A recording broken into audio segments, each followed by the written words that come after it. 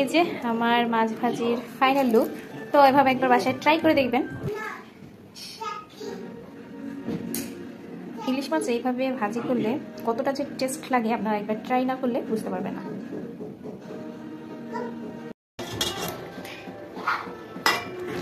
ইলিশ মাছ ফুলকপি দিয়ে পাতায় ভাজি করতেছি। এখানে হলুদ মরিচ তেল লবণ দিয়ে মাছটা মাখিয়ে নিলাম। এখন পাতায় দিয়ে দিব। আসলে আগে ভিডিও করতে মনে ছিল না, তাই ভাবলাম এখন একটু ভিডিও করি। মাছটা মাখা আমার হয়ে গেছে। এখানে ফুলকপি কেটে রেখেছি আর এখানে আছে পেঁয়াজ। এখন এটা মাখবো। এখানে আমি ছোট্ট একটা ফুলকপি নিয়ে নিয়েছি আর একটা মাত্র পেঁয়াজ দিয়েছি। এখানে আমি কোনো রসুন কিছু দিব না। এখন পরিমাণ মতো হলুদ মরিচের গুঁড়ো দিয়ে দিতে হবে। আসলে পাতায় ভাজি অনেকেই আছে পারে না, কিন্তু আমরা মানে বরিশালের মানুষজন এটা আমাদের রোজকার খাবার, তো আমরা এটা সহজেই ভালো পারি। আর এটা খেতেও খুব টেস্ট, মানে আমাদের কাছে ভালো লাগে। অনেকে আছে যে পছন্দ না। আমাদের পাতায় ভাজি মাছ প্রতিদিন বলতে গেলে থাকি। তো এখানে পরিমাণ মতো হলুদ মরিচ গুঁড়ো সব দিয়ে দিব, লবণ তেল সব দিয়ে ভালো করে মেখে নিব। সব পরিমাণ মতো নিয়ে নিয়েছি, এখন ভালো করে মেখে নিব। আসলে যারা এখনো এই পাতায় ভাজি মাছটা খাননি তাদেরকে বলবো যে একবার ট্রাই করে দেখবেন।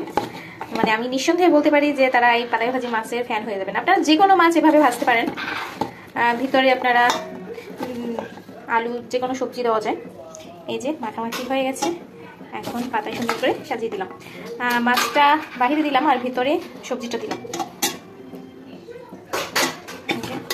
মাখামাখি কমপ্লিট আমার। এখন অল্প আছে ভালোভাবে রান্না করে নিব। এই যে তো একটু পরে আপনাদের আমি ফাইনাল লুক দেখাবো মাছ ভাজির। ইলিশ মাছ দিয়ে ফুলকপি পাতায় ভাজি। আমি এখানে কোনো আলু দিলাম না, আজকে শুধুই ফুলকপি ভাজতেছি। মাছটা আমি কড়াইতে বসিয়ে দিয়েছি আর যেটায় মাছটা মাখা হয়েছে আমি সেটা একটু ধুয়ে অল্প পরিমাণ জল দিয়ে দিলাম। এটা দিয়ে দিলে সবজিটা ভালোভাবে সিদ্ধ হবে। যে এখন চুলায় দিয়ে অল্প আছে ঢেকে রান্না করব। মাছটা আমি বসিয়ে দিয়েছি। মাছটা ভাজার সময় একেবারে অল্প আছে ভাজতে হবে, বেশি জোরে জাল দিলে তাহলে পুড়ে যেতে পারে, তাই অল্প আছে একটু সময় নিয়ে ভাজতে হবে। এই দেওয়ার পর এটা ঢেকে দিয়ে দিতে হবে, নাহলে সবজিটা ভালো সিদ্ধ হবে না। প্রায় 10 মিনিট হয়ে গেছে। এখন আমি মাছটা উঠিয়ে দেখবো কি অবস্থা। যে মাছটা হয়েছে কিভাবে বুঝবেন, পাতাটা একটু উল্টে দেখবেন। এই যে নিচে যদি কালো কালো দাগ লাগে তাহলে বুঝতে হবে যে মাছটা মানে উল্টে দেওয়ার সময় হয়ে গেছে। তো এটা এখনো হয়নি, আরেকটু হবে, তাহলেই মাছটা উল্টে দেওয়া যাবে। মাছটা হয়েছে কিনা এখন আবার একটু দেখব। এই যে নিচে একটু একটু দাগ লেগেছে, তো এখন এটা উল্টে দিতে হবে মাছটা।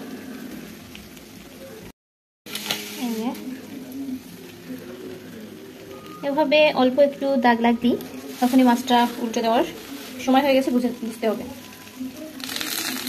উল্টে দেওয়ার সহজ উপায় হলো মাছটা প্রথমে ঢেলে নিব। ঢেলে নেওয়ার পরে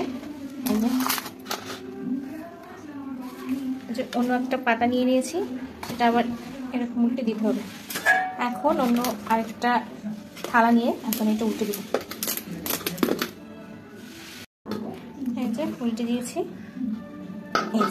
এইভাবে অল্প অল্প পাতার পেছনে দাগ লাগলে তখন উল্টে দিতে হবে মাছটা। এখন এই যে আমার মাছটার অবস্থা খুব সুন্দরভাবে হয়ে গেছে। এখন এটা আবার একটু কড়াইতে দিয়ে ভাজতে হবে, কারণ এই পাশটা যাতে আবার দাগ লাগে।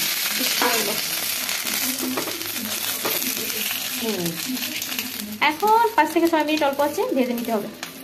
যে মাছটা উল্টে দেওয়ার পর মাছের ফাইনাল লুক। আর মাছ ভাজি প্রায় হয়ে গেছে। উল্টে দেওয়ার পর 5 থেকে 6 মিনিট ছিল। এই যে অল্প অল্প দাগ লেগে গেছে, তো এখন উঠিয়ে নিব। এই যে হয়ে গেছে আমার ইলিশ মাছ দিয়ে ফুলকপি পাতায় ভাজি। তো আপনারা এইভাবে একবার বাসায় ট্রাই করে দেখবেন। যে আমি এখন শুদ্ধর জন্য এখানে নিয়ে নিব। আমি ওর জন্য এখানে ভাত নিয়ে নিয়েছি। এই যে মাছ নিলাম, একটু ভাজিও নিয়ে নিব। এই যে